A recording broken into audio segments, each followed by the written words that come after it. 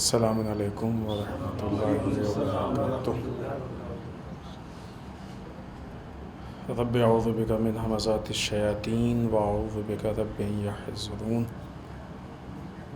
بسم اللہ الرحمن الرحیم۔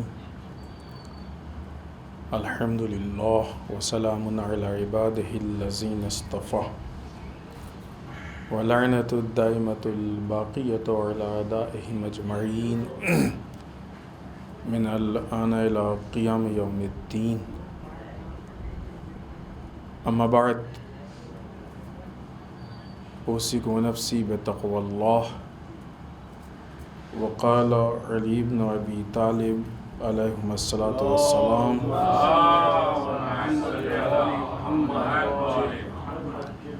وقد خاطر من استغنى برائه۔ اس پہلے خطبے میں سب سے پہلے اپنے نفس اور آپ سب کو اللہ کے تقوی کی طرف دعوت دیتے ہوئے اس لیے کہ تقوی الہی انسان کو اس کی زندگی کے گزارنے کے لیے ایک بہترین سسٹم کی طرف لے کے جاتا ہے، اور یہ وہ سسٹم ہے کہ جو اللہ کا بنایا ہوا سسٹم۔ دوسرے الفاظ میں کہا جائے کہ دین جس کو ہم کہتے ہیں، یہ زندگی گزارنے کا نظام ہے، زندگی گزارنے کا سسٹم ہے۔ جتنا انسان اس بہترین اور پرفیکٹ سسٹم کو اپنائے گا، اتنی ہی اس کی زندگی کامیاب ہوگی، اور دوسرے الفاظ میں اسی کو دینداری کہتے ہیں۔ چونکہ ہمارے درمیان جو دینداری کی تعریف رائج ہے، وہ کچھ اس طریقے سے لوگوں کے ذہن میں ہے کہ دنیا سے ہٹ کے ایک چیز ہے دین۔ یہ ہماری بہت بڑی غلط فہمی ہے۔ کہتے نہیں کہ مثلا دنیا میں صاحب بہت سکسیز ہیں لیکن دین میں بہت اچھے نہیں ہیں، دین میں سکسیز ہیں لیکن دنیا میں اچھے نہیں ہیں۔ وہ ممکن نہیں ہے کہ انسان، اور اس پہ ائمہ کی روایات بھی ہیں، بہت ساری باتیں واقعات ہیں کہ انسان دین کو چھوڑ کے دنیا کو لینا چاہے اور دنیا کو چھوڑ کے، اس کو ائمہ نے قبول نہیں کیا ہے، اس کو ائمہ نے ایکسیپٹ نہیں کیا ہے۔ لہٰذا یہ جو تصور ہمارے ذہن میں پیدا ہوتا ہے کہ دین ایک الگ چیز ہے، دنیا ایک الگ چیز ہے، دنیا میں زندگی گزارنے کا ایک الگ سسٹم ہے، اور وہ چیزیں کہ جو دین سے مخصوص ہیں اس پہ عمل کرنے کا ایک الگ سسٹم ہے۔ یعنی دو سسٹم ایسے ہیں کہ جو ساتھ میں چل رہے ہیں اور ہم کو دونوں کو فالو کرنا ہے۔ یہ غلط فہمی ہے ہماری۔ دو سسٹم ساتھ چل رہے ہیں اور ہمیں دونوں کو لے کے چلنا ہے، فالو کرنا ہے، دونوں کو لے کے چلنا ہے دین دنیا کے عنوان سے۔ لیکن اس کے لیے دو سسٹم نہیں ہے، سسٹم ایک ہے، سسٹم نظام ایک لے کے چلنا ہے۔ وہ نظام، وہ سسٹم الہی سسٹم ہے۔ یہی جب انسان الہی سسٹم پہ عمل کرے گا اور دین پہ عمل کرے گا اور دین کی نگاہ میں دنیا کو اپنائے گا اور دنیا پہ عمل کرے گا، تو اس کی دینداری بھی پرفیکٹ ہوگی اور دنیا میں بھی وہ کامیاب ہوگا۔ اسی کا نام تقوی پروردگار۔ تقوی وہ بھی نہیں ہے کہ ایک انسان دنیا کو چھوڑ دے، دنیا کو ترک کر دیا۔ عموماً ایسے لوگوں کو سمجھتے نہیں، بہت بڑے دیندار ہیں، متقی، چھوڑ دیا دنیا، عجیب بھگل بنائے ہوئے ہیں، عجیب کپڑے، کسی سے کوئی تعلق نہیں، کونے میں بیٹھ گئے ہیں، سب چیز چھوڑ دی ہے۔ یہ دین نہیں ہے۔ سب چھوڑ دیا، خالی 24 گھنٹے نماز مسجد، نماز مسجد۔ یہ دین نہیں ہے۔ یہ دین کا مس یوز ہے، غلط استعمال ہے، غلط شکل ہے دین کی۔ اسے بعنوان دین ائمہ نے، معصومین نے قبول نہیں کیا۔ ایسے افراد بھی مل جائیں گے کہ جن کو مثلا دین سے تعلق نہیں، غلط فہمی ان کی بیچارے کی، وہ سمجھتے ہیں کہ دین آج کے زمانے میں ہم کو لے کے نہیں چل سکتا، آگے پرابلم ہوگی وغیرہ وغیرہ ساری چیزیں۔ اس کی وجہ یہ ہے کہ انہوں نے دین پہ اسٹڈی کرنے کی کوشش نہیں کی، اس کو سمجھنے کی کوشش نہیں کی، وہ یوں ہی اپنے ہی ذہن سے یا غلط لوگوں سے دین کو لیا، غلط لوگوں کے پاس دین کو دیکھا، غلط کانسیپٹ آیا دین کا، اس کے بیس پر انہوں نے فیصلہ کر لیا کہ نہیں ہو سکتا. یہ بھی غلط ہے، یہ بھی گمراہ. لہٰذا نہ وہ متقی، اس کو تو خیر کوئی نہیں متقی مانتا بیچارے کو کہ جو دین چھوڑ دے اور صرف دنیا میں، کوئی نہیں کہے گا متقی. لیکن ہاں وہ لوگ کی جو دنیا کو چھوڑ کے اور مثلا مسجد میں بیٹھ گئے ہیں اور 24 گھنٹے نماز پڑھ رہے ہیں، عموماً لوگ کہتے ہیں ارے یہ بہت بڑا متقی ہے. یہ غلط فہمی ہے، متقی نہیں ہے. یہ دین کی کچھ چیزوں کو لے کے چل رہا ہے، دین کے سسٹم کو بیلنس نہیں کر رہا ہے، نظام کو بیلنس نہیں کر رہا. متقی وہ ہے، تقویٰ اس کے پاس ہے کہ جو نظام کو بیلنس کرے، دین کے سسٹم کو لے کے چلے. لہذا تقوی الہی یعنی زندگی گزارنے کے سسٹم اور نظام کو اس طریقے سے لے کے چلے کہ انسان کے مذہبی دنیا یا مذہبی زندگی اور جسے ہم دنیاوی زندگی کہتے ہیں، دونوں میں وہ اس نظام کے مطابق اپنی زندگی کو گزارے. یہ در واقع دینداری ہے اور اسی کا نام تقوی الہی ہے. آئیے اس کے بعد امیر المومنین مولائے متقیان حضرت علی بن ابی طالب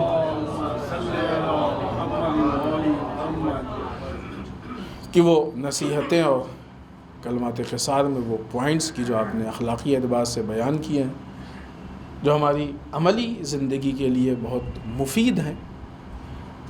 اس میں امام فرماتے ہیں وَقَدْ خَاطَرَ مَنِ اسْتَغْنَى بِرَائِهِ، جس انسان نے اپنی ہی رائے پر اعتماد بھروسہ کیا، اس نے اپنے آپ کو خطرے میں ڈال دیا.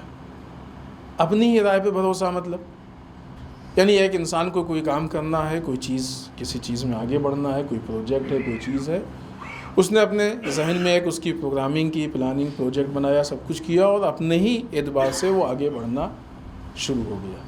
امام کہتے ہیں اس آدمی نے اپنے آپ کو خطرے میں ڈال دیا، یہ خطرے میں پڑ گیا. اگر آپ کو یاد ہو تو اس سے پہلے والے جملے پہ گفتگو ہوئی، اس میں امام نے فرمایا تھا کہ مشورہ عین ہدایت، کسی سے مشورہ لینا عین ہدایت ہے، یعنی خود ہدایت. ایک طرف سے مشورے کے لیے یہ کہا امام نے عین ہدایت ہے، اور اس کے فوراً بعد یہ کہ اگر کسی نے اپنی ہی رائے پہ اعتماد کیا تو اس نے خطرے میں. در واقع یہ جملہ اس پہلے والے جملے کی تائید، اس کی تاکید، مفہوم تقریباً وہی ہے. وہاں بھی یہ کہا جا رہا ہے کہ دوسروں سے مشورہ لو، یہاں بھی یہ کہا جا رہا ہے کہ صرف اپنی رائے پہ عمل نہ کرو ورنہ خطرہ ہے. وہاں پہ دوسروں سے مشورہ لیں گے تو ہدایت ہے، یہاں صرف اپنی رائے پہ عمل کریں گے تو خطرہ ہے. انسان اپنے آپ کو خطرے میں ڈال رہا ہے. کیوں؟ اس لیے کہ انسان کے اندر غلطیاں پائی جاتی. اگر کوئی انسان ایسا سمجھتا ہے کہ اس سے غلطی نہیں ہوتی ہے تو یہی اس کی فکر کی بہت بڑی غلطی ہے، غلط فہمی ہے اس کی. غلطی سب سے ہوتی ہے، ہر انسان سے غلطی ہوتی ہے. ہاں، عقل مندی یہ ہے کہ اپنی غلطیوں کو کم کرنے کی کوشش کریں. دو طریقے ہوتے ہیں جب غلطی ہوتی ہے. البتہ یہ ابھی ہمارے موضوع میں نہیں ہے کہ ہم اس پہ بات کریں، لیکن صرف ایک جملہ. ایک مرتبہ انسان کوشش کرتا ہے کہ ہم اپنی غلطیوں کو لیپا پوتی کر کے چھپا دیں، توجیہ کر دیں. یہ اس سے بڑی غلطی ہے. غلطی کبھی چھپتی نہیں ہے. ہو سکتا ہے کہ الفاظ کے اعتبار سے یہ کہہ دیا جائے ہاں غلطی نہیں ہے، لیکن غلطی اس کے اثرات کبھی نہ کبھی سامنے آتے ہیں. لہٰذا دوسرا راستہ کیا ہے کہ خود اس کی اصلاح کر لی جائے، غلطی کو قبول کر لیا جائے. ہمیشہ کے لیے ہدایت ہے وہ بہتر، لیکن ظاہر ہے اس کے لیے ایک ظرف چاہیے، اس کے لیے انسان کو کہتے ہیں نا کہ وہ سینے میں وسعت چاہیے، انسان قبول کر سکے. وہ ہر ایک کے بس کی بات نہیں ہے، جو حالات ہے اس کے اعتبار سے. لہٰذا یہی بہترین طریقہ ہے. بہرحال ہر انسان سے غلطی ہوتی. اب اگر انسان اس غلطی کو چھپانے کی کوشش کرے گا تو وہ غلطی ختم ہونے والی نہیں. لہٰذا اس کا بہترین طریقہ یہ ہے کہ اس غلطی کی اصلاح کی کوشش کرے. امام جس راستے کو بتا رہے ہیں کہ مشورہ عین ہدایت ہے اور اپنی ہی رائے پہ اعتماد کرنا خطرے میں ڈالنا ہے، غلطی کے ہونے سے پہلے اس کے سدھار کے راستے کو بتا رہے ہیں۔ اس سے اچھا کیا؟ غلطی ہونے سے پہلے اگر اس میں سدھار ہو جائے، یعنی کیا مطلب؟ انسان اپنے آپ کو غلطی سے بچا لے، غلطی ہوئی نہیں، اس سے اچھی کیا چیز ہے؟ ایک مرتبہ غلطی ہو گئی اور اس کو قبول کرنا پڑ رہا ہے، ایک مرتبہ نہیں۔ ایسے حالات ہیں کہ جہاں پہ انسان سے غلطی ہوگی ہی نہیں، لیکن ظاہر سی بات ہے کہ یہاں پہ بھی انسان کا ایگو، تکبر، وہ کسی سے مشورہ لینے کو صحیح نہیں سمجھتا، کسی کے مشورہ سمجھتا ہے کہ ہم چھوٹے ہو جائیں گے، کسی سے پوچھ لیں گے، اور اسی لیے غلطی ہوتی ہے۔ یہ بھی خود ایک بہت بڑی غلطی ہے۔ انسان اگر کسی سے مشورہ نہیں لیتا تو اس کے پیچھے یہی چیز ہے، اس کا ایگو ہے، اس کا تکبر ہے، اس کی انانیت ہے، اس کی خود پسندی ہے، کہ جس کی وجہ سے وہ کسی سے مشورہ لینا اپنی توہین سمجھتا ہے۔ ارے ہم کیا کسی سے پوچھیں، ہم تو بہت ماہر ہیں، اور یہ وہ جو بھی اس طرح کی انسان کے ذہن میں جو بھی اس طرح کے خیالات ہوتے ہیں۔ لہٰذا جہاں پہ انسان اتنی غلطیوں کا اس کے اندر امکان پایا جاتا ہے، اگر وہ لوگوں سے مشورہ لے لے گا تو وہ غلطیاں کم ہو جائیں گی، لیکن اگر خود اپنے پہ بھروسہ کرے گا تو ظاہر سی بات ہے غلطی ہوگی اور اپنے کو خطرے میں ڈال دے گا۔ کیسا خطرہ؟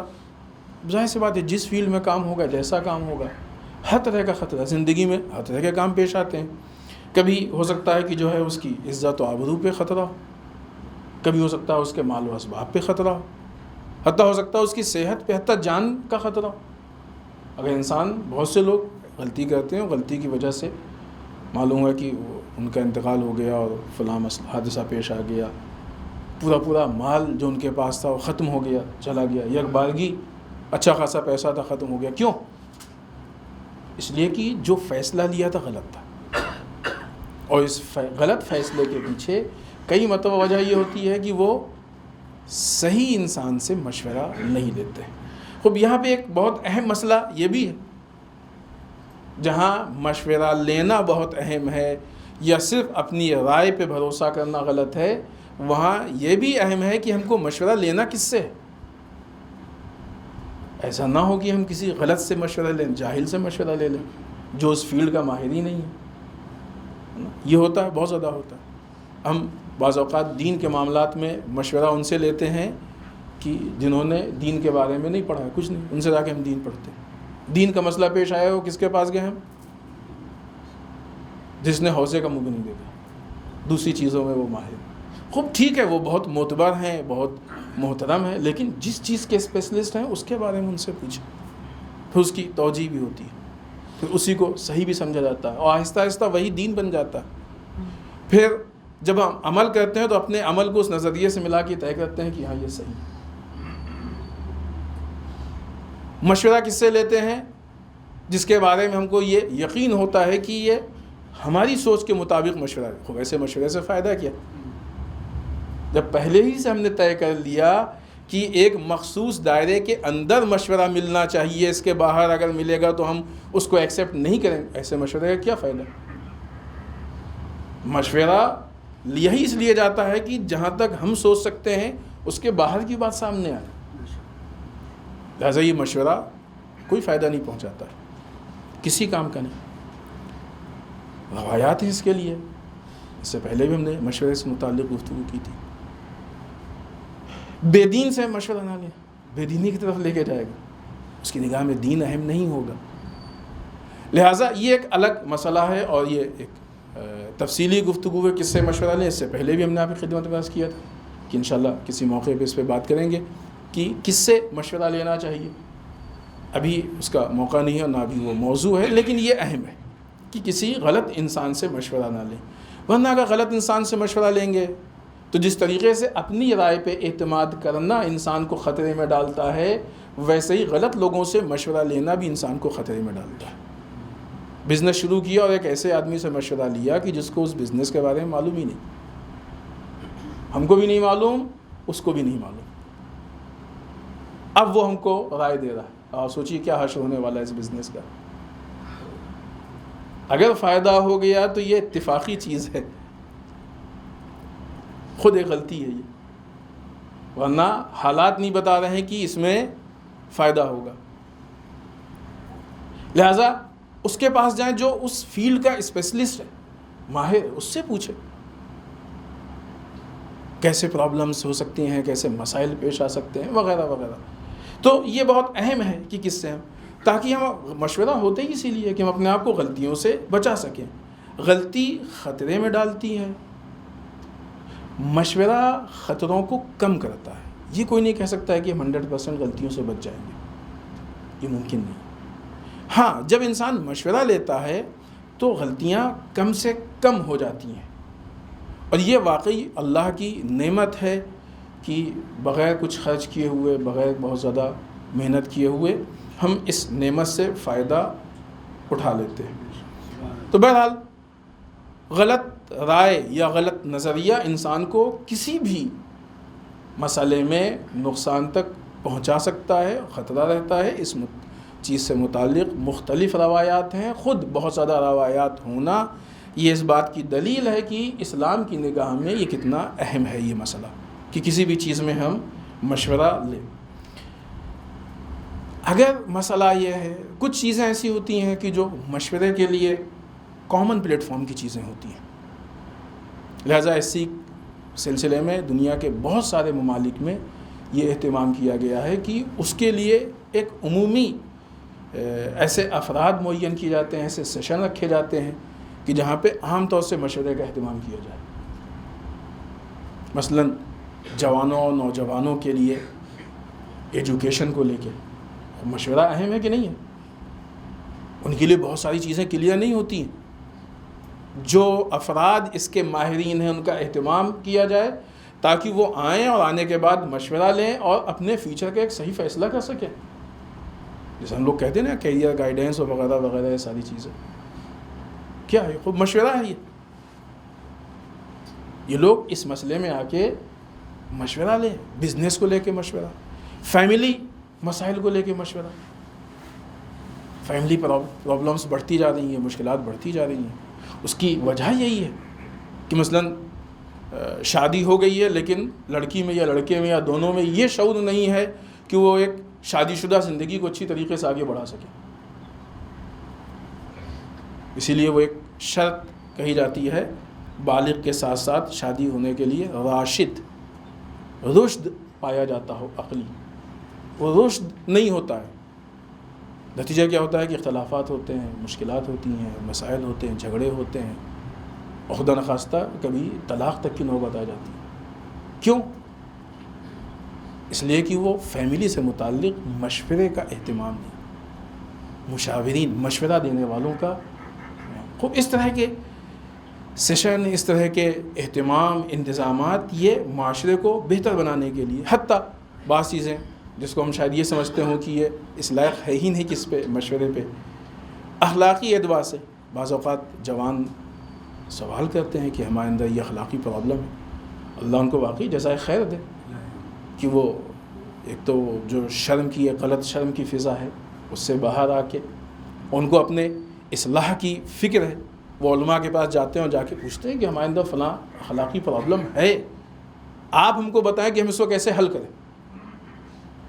ان کو وہاں سے مشورہ ملتا ہے، اچھا مشورہ ملتا ہے، اور پھر بعد میں بتاتے ہیں الحمدللہ، چونکہ دین نے بتایا نا اکثر چیزوں کے، سبھی چیزوں کے حل بتائیں، تو اس میں اکثر چیزیں ایسی ہوتی ہیں کہ جو بہت آسانی سے کچھ چیزوں سے حل ہو جاتی ہیں۔ اخلاقی اعتبار سے مشورہ ہونا چاہیے۔ انسان اپنی شخصیت سازی کے لیے یا اپنی شخصیت کو کیسے ڈیولپ کرے، اس کے لیے بہت سی چیزیں ہیں کہ جس کے لیے اگر مشورے کا یا ان چیزوں کا اہتمام ہو تو قوم یا جو ہماری سوشل لائف ہے، اجتماعی زندگی ہے، اس میں بہت زیادہ اثر پڑے گا، کمال کی طرف جائیں گے۔ بزنس کو لے کے مشورہ، ایک آدمی بزنس کرنا چاہتا ہے، اسے یہ نہیں معلوم کہ مثلاً کس چیز میں ہم جائیں گے تو بہتر ہوگا، یا مثلاً فلاں چیز کا بزنس کرنا ہے، اس سے متعلق مشورہ، بہت سی چیزیں ہیں جس کو لے کے اگر اس طرح کے اہتمام ہوں تو یہ واقعی افراد کے لیے اور بالخصوص قوم کے لیے ایک مفید چیز ہے۔ تو جہاں ایک طرف امام کے اس قول سے یہ مفہوم سامنے آ رہا ہے کہ ہم اپنی پرسنل لائف میں اپنی رائے پہ صرف اعتماد نہ کر کے لوگوں سے مشورہ لیں، وہیں دوسری طرف یہ مفہوم بھی سمجھ میں آ رہا ہے قومی فکر کے اعتبار سے کہ اپنی قوم کی فلاح و بہبود کے لیے اجتماعی طور پہ مشورے کا اہتمام کریں تاکہ قوم کے سامنے ترقی کے راستے کھل جائیں اور قوم کمال کی طرف جائے۔ بسم اللہ الرحمن الرحیم، انا اعطیناک الکوثر فصل لربک وانحر ان شانئک هو الابتر۔ اللهم صل على محمد وعلى آل محمد، اللهم صل على محمد وعلى آل محمد، اللهم صل على محمد وعلى آل محمد۔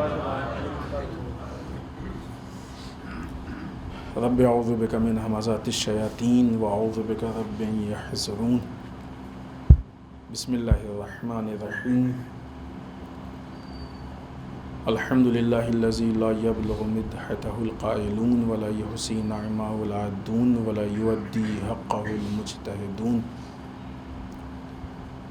اللہم صل وسلم علی صاحب الدعوة النبویہ اللهم صل على محمد وعلى آل محمد، وصولة الحیدریہ اللهم صل على محمد وعلى آل محمد، والعصمة فاطمیہ اللهم صل على محمد وعلى محمد، والحلم الحسنیہ اللهم صل على محمد وعلى محمد، وشجاعة الحسینیہ اللهم صل على محمد وعلى محمد، والعبادة السجادیہ اللهم صل على محمد وعلى محمد، والآثار الباقریہ اللهم صل على محمد وعلى محمد، والمآثر الجعفریہ اللهم صل على محمد وعلى محمد، والعلوم الکاظمیہ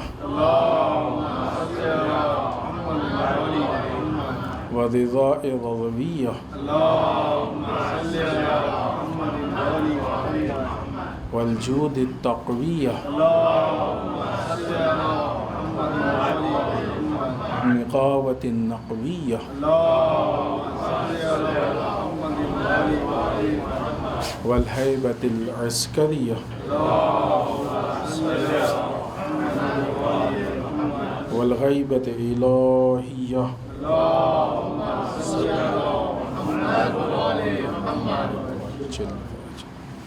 ولعنة الدائمة الباقية على أعدائهم أجمعين من الآن إلى قيام يوم الدين، أما بعد۔ اس دوسرے خطبے میں ایک بار پھر اپنے نفس اور آپ سب کو اللہ کے تقوی کی تاکید کرتے ہوئے اس ہفتے کے مذہبی مناسبات میں، اگرچہ خود اگلے جمعے کا دن 11ویں امام حسن عسکری علیہ السلام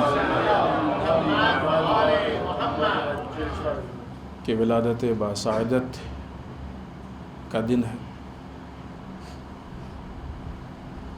امام کی زندگی اس زمانے کی زندگی ہے کہ جب قوم یا عوام ڈائریکٹ امام سے نہیں مل پاتی تھی، لہٰذا امام نے نائبین کا سلسلہ بنایا اور امام کے نائب معین تھے کہ جن کے وسیلے اور جن کے ذریعے سے وہ اپنے سوالات کرتے تھے، یا اگر امام کو کوئی پیغام دینا ہوتا تھا تو امام پیغام دیتے تھے۔ تشیع کے بارے میں کسی نے سوال کیا کہ شیعہ اور محبین کے بیچ میں کیا فرق ہے؟ یہ ایک مشہور قول ہے امام کا، لیکن یہ ایک ایسا قول ہے کہ جسے ہمیں یاد رکھنا چاہیے، کیونکہ جو ہماری حقیقت ہے تشیع، جو ہماری پہچان ہے، اس کے لیے بہت اہم ہے۔ امام نے اس کے جواب میں گویا یوں کہا جائے کہ شیعت کے معیار کو بیان کیا، کہا شیعتنا ہم الذین یتبعون آثارنا ویطیعون فی جمیع اوامرنا و نواہینا. ہمارے شیعہ وہ ہیں کہ جو ہمارے آثار، یہ جو ہماری باتیں ہیں، جو چیزیں ہیں، ان کا اتباع کرتے ہیں، ان کو فالو کرتے ہیں، اور جو بھی ہم ان کو حکم دیتے ہیں یا جن چیزوں سے منع کرتے ہیں وہ اس کو فالو کرتے ہیں. ایک جملے میں شیعت کی پہچان کیا ہے کہ ہم اپنے امام کے حکم کو فالو کریں، جس چیز کو امام نے منع کر دی اس کو چھوڑ دیں. ظاہر سی بات ہے کہ انسان، یہ ہمارے یہاں عرف عام میں ہے کہ شیعہ کے گھر میں پیدا ہونے والا ہر بچہ شیعہ سمجھا جاتا ہے. اللہ کے یہاں جب حساب و کتاب ہوگا اور ائمہ کے یہاں جب معیار طے ہوگا تو وہاں پہ اس بنیاد پہ شیعہ نہیں دیکھا جائے گا کہ کس گھر میں پیدا ہوا ہے، اس بنیاد پہ دیکھا جائے گا کہ وہ کرتا کیا ہے. لہذا یہ بھی روایت ہے، کسی جگہ پہ کوئی آیا تو امام نے منع کر دیا، خبردار اپنے کو شیعہ مت کہنا. ہاں تو ہمارے چاہنے والے ہو، یہ کہہ سکتے ہو کہ ہم آپ سے محبت کرتے ہو، چاہنے والے ہو سکتے ہو ہمارے، شیعہ نہیں ہو سکتے ہو ہمارے. امام نے خود منع کیا روایات میں. لہٰذا بہت کلیئر کہ جو ہمارے آثار کو فالو کریں، جو ہم حکم دے رہے ہیں اس کو فالو کریں، جن چیزوں سے ہم منع کر رہے ہیں اس سے دور ہو جائے. یہ ہمارا شیعہ. ظاہر سی بات ہے کہ سب سے پہلا سوال یہ کہ آیا ہم کو یہ چیزیں معلوم ہیں کہ ہمارا امام ہم کو کیا حکم دے رہا ہے؟ امام کی سیرت معلوم ہے، زندگی معلوم ہے، امام نے کن چیزوں سے منع کیا ہے، امام کے بارے میں معرفت ہے ہمارے پاس. کیونکہ ایک بہت بڑا مسئلہ جو ولادت یا شہادت یا ائمہ کو لے کے وہ یہ کہ ہم بہت زیادہ ان مناسبات کو ایسی چیزوں سے مخصوص کر رہے ہیں کہ جس کا ہمارے کردار پہ اثر کم ہوتا ہے یا نہیں ہوتا ہے. وہ چیزیں کہ جو ہم کو تبدیل نہیں کرتی، مٹھائی، کیک، فلاں فلاں فلاں، ٹھیک ہے انسان خوش ہوتا ہے تو منہ بھی میٹھا ہوتا ہے، کھاتا ہے، کھلاتا ہے، یہ سب کرتا ہے.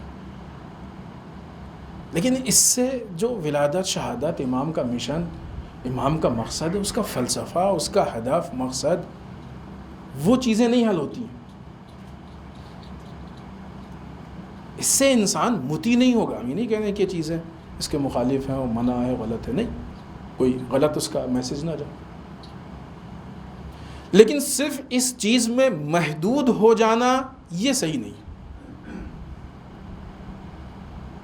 کہ جس کی بنیاد پہ ہم پھر امام کی شخصیت تک نہیں پہنچ پائیں، امام کی شخصیت کو نہیں سمجھ پائیں. اصل یہ ہے کہ ہم امام کی شخصیت کو، معیار کیا ہے، امام نے ہم کو کیا حکم دیا، ہم کو فالو کرنا. اور جب معلوم ہوگا کہ حکم کیا تبھی تو فالو کریں گے، معلوم ہی نہیں ہوگا تو کیا فالو کریں گے. امام نے کس چیز سے منع کیا، اور اس ایک جملے سے بہت ساری چیزیں نکل جائیں گی. پارٹی بازی ختم ہو جائے گی. نہ ہوتا ہے کہ ٹھیک ہے بات صحیح ہے لیکن اب سامنے والا بھی تو ہمارا دوست ہے، کیسے اس کی مخالفت کر دیں. طے کریں کہ امام کو فالو کریں گے یا دوست کو، امام کو فالو کریں گے یا بھائی کو، امام کو فالو کریں گے یا قبیلے کو. طے کرنا ہوگا ہم کو، ایک کو چھوڑنا ہوگا. جہاں پہ ہم اس طرح کی پارٹی بازی کر رہے ہیں وہاں ذہن میں یہ بھی تصور ہو کہ اس چیز کے اپنانے کے ساتھ ساتھ ہم چھوڑ کیا رہے ہیں. وہ زیادہ خطرناک ہے، وہ زیادہ اہم ہے ہمارے لیے. لہذا یہ امام کا قول کہ ہمارے جو بھی حکم ہیں ان کو فالو کریں، جن چیزوں سے منع کیا ہے اس کو چھوڑ دے، یعنی ان دونوں چیزوں میں ہماری اطاعت کریں. پھر آگے امام مزید وضاحت کرتے ہیں، ومن خالفنا، جو ہماری مخالفت کرے، فی کثیر مما فرضہ اللہ، جو چیز اللہ نے اس پہ فرض کی اس میں سے زیادہ چیزوں میں، بہت زیادہ. مطلب شاید امام کا اشارہ یہ ہے کہ ٹھیک ہے کبھی غلطی انسان سے ہو جاتی ہے، ہو گئی، اس نے توبہ کر لیا، استغفار کر لیا، کہ نہیں ایک مرتبہ غلطی ہوتی جا رہی ہے، مسلسل انسان ریپیٹ کر رہا ہے. فَلَيْسَ مِنْ شِيَتِنَا، وہ ہمارے شیعوں میں سے نہیں ہے، وہ ہمارے شیعوں میں سے نہیں ہے. کبھی کلچر آتا ہے کہ جو ہم کو امام کی شیعت سے نکالتا ہے، کبھی فیشن آتا ہے جو ہم کو امام کی شیعت سے نکالتا ہے. ایک بہت بڑا بحریہ ایک ہمارے معاشرے میں ہوتا ہے، لوگ کیا کہیں گے. بہت سارے کام تو اسی وجہ سے کیے جاتے ہیں نا کہ اگر ایسا نہیں کریں گے تو لوگ کیا کہیں گے. تو کبھی وہ چیز آگے ہم کو شیعت سے نکال دیتی ہے، وہ رسومات نکال دیتی ہے شیعت سے. ظاہر ہے کہ یہاں مسئلہ بھی جیسے اس سے پہلے ہم نے عرض کیا تقوی کی گفتگو میں، یہاں مسئلہ یہ نہیں ہے کہ شیعہ بن کے ہمیں کوئی امام کے یہ دکھانا ہے کہ پارٹی بازی نہیں. یہ جو بھی ہم کو حکم دیا جا رہا ہے، جن چیزوں سے منع کیا جا رہا ہے، یہ ایک سسٹم ہے، اور یہ ایک ایسا سسٹم ہے کہ جو ہمارے لیے ہی مفید ہے، ہمارے لیے فائدہ مند ہے. صحیح سسٹم کو فالو کریں گے تو ہم کو فائدہ پہنچے گا. یہ لطف پروردگار ہے کہ ایک طرف سے سسٹم کا فائدہ ہے، دوسری طرف سے خدا ہم کو اس کا اجر بھی دے رہا ہے. اس سے پہلے بھی ہم نے یہ بات عرض کی تھی کہ واقعی اللہ کا کرم ہے، ورنہ صحیح سسٹم پہ فالو کرتا ہے، صحیح سسٹم کو فالو کرتا ہے انسان تو خود اس کو فائدہ ہوتا ہے زندگی گزارنے میں، بہترین زندگی گزرتی ہے. اسی سسٹم کو جب انسان فالو نہیں کرتا ہے، امام کے اس بنائے ہوئے معیار سے ہٹتا ہے، تو وہ زندگی پھر انسان کے ذلت کی زندگی ہوتی ہے. اس جگہ پہ آ کے انسان ذلیل ہوتا ہے. میدان کربلا میں جو سرکار سید الشہداء کا نعرہ تھا ہیہات من الذلہ، شاید سب کو یاد ہوگا. جو ہمارے معاشرے کی بنائی ہوئی ذلت ہے وہ ایک الگ ہے، وہ ہماری بنائی ہوئی ذلت ہے، اس کا کوئی معیار نہیں ہے، وہ بدلتی رہتی ہے وقت کے حساب سے، دن کے حساب سے، افراد کے اعتبار سے بدلتی ہے. وہی کام کوئی بیچارہ غریب کرتا ہے اس کو ذلیل کیا جاتا ہے، وہی کام مالدار کرتا ہے اس کو عزت سے دیکھا جاتا ہے. تو افراد کے حساب سے بدل جاتا ہے قانون. ہماری بنائے ہوئے اس عزت و ذلت کا کوئی معیار نہیں، اللہ کا بنایا ہوا. لہذا ایک دوسری روایت ہے امام کی اس سے متعلق کی امام فرماتے ہیں کہ کتنا جلدی سے ہم ترجمہ آپ کی خدمت میں کر دیں کہ ایک مومن کے لیے کتنا برا ہے کہ اس کو اس چیز سے رغبت ہو جائے کہ جو اس کی ذلت کا باعث ہو. رغبت یعنی رجحان اس کا اس چیز کی طرف مومن زیادہ آگے بڑھے کہ جو اس کی ذلت کا باعث ہو، یعنی یہ سسٹم کے خلاف، نظام کے خلاف، گناہ، اللہ کی معصیت. کتنا برا ہے ایک مومن کے لیے کہ وہ ان چیزوں کی طرف راغب ہو جائے، اس کی رغبت ہو جائے ان چیزوں کی طرف. کون سی چیزیں ہیں یہ؟ جو انسان کی ذلت کا باعث ہے، جس کی وجہ سے انسان ذلیل ہوتا ہے. تو بہرحال یہ امام کی نصیحت ہے کہ جو یقیناً ہر اعتبار سے ہمارے لیے مفید ہے، اور نہ یہ کہ صرف مفید ہے بلکہ ہماری زندگی کو کامیاب بھی بناتی ہے. یہ بس تھوڑا سا صبر کرنے کی ضرورت ہے. انسان فطرت کے اعتبار سے بہت جلد باز ہے، وہ چاہتا ہے کہ ابھی بس عمل کیا اور فوراً اس کا ہم رزلٹ یا اس کا ریٹرن دیکھ لیں. ایسا نہیں ہوتا ہے، بعض چیزوں میں تھوڑا سا وقت لگتا ہے اور ٹائم لگتا ہے. لہٰذا وہ اور بعض اوقات دکھتا بھی ہے لیکن انسان اس کو محسوس یا سمجھ نہیں پاتا. موجودہ حالات میں ایک بہت عجیب واقعہ سامنے آیا ہے، اور واقعی تعجب ہے کہ ان حالات میں کس طریقے سے یہ چیز سامنے آئی. شیراز میں جو حملہ ہوا آپ سب نے سنا ہوگا، اس کے ویڈیوز، فوٹو بھی سوشل میڈیا پہ چل رہے ہیں، حتماً دیکھا ہوگا. واقعی عجیب فوٹو، انسان دل عجیب ہو جاتا ہے دیکھ کے کس طریقے سے کیسے ایسے کھلم کھلا ظلم کوئی کر سکتا ہے. انسان کشی، کھلم کھلا انسانوں کو مار دینا، قتل کر دینا، کہیں بھی گن لے کے گھس جانا اور یوں ہی اندھا دھند گولی چلا دینا. عموماً یہ چیزیں ایسی ہی ہوتی ہیں نا، یہ دین کے نام پہ ہوتی ہیں. کس دین نے کہا ہے کہ سامنے والوں کو ہم جانتے بھی نہیں ہیں، یہ بھی نہیں معلوم کہ یہ زندگی میں اس نے کوئی گناہ کیا ہے نہیں کیا، گولی چلا دی؟ کیا خطا کیا ہے اس کی؟ کچھ تو طریقہ ہوتا ہے، کوئی اصول ہوتا ہے. کس نے ایسے کہا ہے کہ مثلا یوں ہی جا کے کسی پہ گولی چلا دو؟ کس طریقے؟ بہرحال کافی لوگ کہ جو بے قصور ہیں، جن کی کوئی خطا نہیں ہے، مرد ہیں، عورتیں ہیں، بچے ہیں چھوٹے چھوٹے، کافی زخمی ہو گئے، کافی شہید ہو گئے، اس دنیا سے رخصت ہو گئے. ایک ماحول پورا سوگوار ہو گیا. جو لوگ شہید ہوئے ہیں ان کے فیملیز کو تسلیت اور تعزیت عرض کرتے ہیں ہم سب کی طرف سے. جو لوگ زخمی ہیں اللہ سے دعا ہے کہ جلد از جلد ان کو شفا عطا کرے تاکہ وہ صحت یاب ہو سکے. اور جہاں یہ انسان کشی ہے اور قتل عام ہے انسانوں کا، وہیں خود ایک حرم کی توہین ہے. اگر مسجد میں اس طرح سے، خود مسجد کی توہین ہے یہ. کیسے یہ لوگ دین کے نام پہ کر رہے ہیں؟ افراد کا اگر بالفرض خیال نہیں ہے تو حداقل مسجد کا، حرم کا، ان چیزوں کا تو ایک احترام ہوتا ہے، اس کا تو لحاظ رکھنا چاہیے. بہرحال یہ وہ افراد کہ جو جاہل اور غافل قسم کے ہیں اور اس طریقے سے لوگوں کو دین پیش کر رہے ہیں اور دین کے نام پہ ان کو ورغلا رہے ہیں، اس قسم کے افراد اس کے ذمہ دار ہیں پوری دنیا سے. البتہ وہ لوگ کہ جن کے اندر ہمت ہے بولنے کی، حوصلہ ہے، جن کے اندر ایسا دل ہے کہ جہاں پہ انسانیت پائی جاتی ہو، وہ لوگ اس پہ سخت رد عمل پیش کر رہے ہیں کہ یہ غلط ہے، جس اعتبار سے بھی ہو، جیسے بھی ہو. یہ ایک کھلم کھلا ظلم ہے، اس کی مذمت ہونی چاہیے.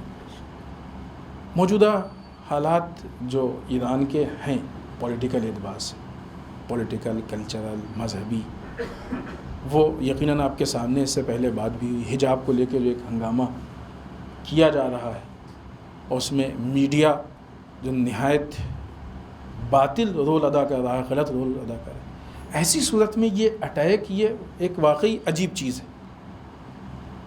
سوچنے کی چیز ہے کہ دشمن نے کیوں اس طریقے سے، یا تو یہ کہ جو حجاب کے مسئلے میں اور ان سارے مسائل میں دشمن ناکام ہوا ہے تو وہ شاید بوکھلاہٹ ہے کہ جو اس شکل میں باہر آ رہی ہے، یا اس قسم یہ غور کرنے کی چیز ہے، فکر کرنے کی چیز ہے. لیکن بہرحال ہماری یہ ذمہ داری ہے اس حال میں کہ جب بھی ایسا کچھ پیش آئے تو ہم جو بھی ہمارا اسٹینڈ ہے، ظاہر سی بات ہے کہ قتل عام پہ ہمارا اسٹینڈ یہ تو نہیں ہوگا کہ بہت اچھا ہوا قتل ہوا. ایک فرد کو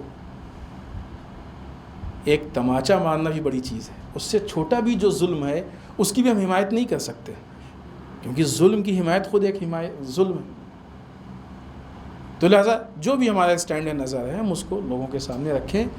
ایسی صورت میں جبکہ دنیا میں ظلم چھپائے جا رہے ہیں، ظلم بڑھایا جا رہا ہے اور ظلم کے خلاف آواز نہیں اٹھائی جا رہی ہے، ایسی صورت میں ہماری دوہری ذمہ داری ہوتی ہے کہ ہم آواز اٹھائیں. ایک تو خود ظلم کے خلاف آواز اٹھا کے اس کی مذمت و مخالفت کرنا ہی ذمہ داری ہے. دوسرے چونکہ نہیں کیا جا رہا ہے لہٰذا اس امر کو، اس کام کو رائج کرنا ہی ہماری ذمہ داری ہے. جن کے اندر بولنے کی ہمت نہیں ان کو ہمت دے، جن کے اندر غیرت نہیں ان کو غیرت دیں. بے غیرت ہو تم نہیں بول رہے ہو، تمہارے اندر اتنی غیرت ہونی چاہیے کہ تم بولو. لہٰذا یہ ہماری ذمہ داری ہے. اس کے علاوہ ایک اجتماعی مسئلے پہ بھی گفتگو کرنی تھی، لیکن دامن وقت میں گنجائش نہیں ہے کہ ہم اس پہ بات کریں، لہٰذا اپنی بات کو ہم یہیں پہ تمام کرتے ہیں، ختم کرتے ہیں. لیکن بہرحال ان حالات میں جو بھی ہمارے سامنے آ رہے ہیں، بصیرت کے اعتبار سے ہم کو حتماً اپنی آنکھوں کو، بہت سی چیزیں ایسی ہوتی ہیں کہ جو اس اعتبار سے پیش کی جاتی ہیں کہ جس کا پس منظر، اس کے پیچھے کیا ہے، اس کے اہداف، مقاصد کیا ہیں، وہ سمجھنا سخت ہوتا ہے، مشکل ہوتا ہے. انسان غور و فکر کرے اور ہر چیز کے پیچھے جو علل و اسباب ہیں، وجوہات ہیں، ان تک پہنچنے کی کوشش کرے، تاکہ کسی چیز سے غافل بھی نہ ہو، اور یہ خود بخود ایک دشمن شناسی یا دشمن کو پہچاننے کا مرحلہ ہوتا ہے کہ جو خود بخود انسان اس پہ آگے بڑھتا ہے۔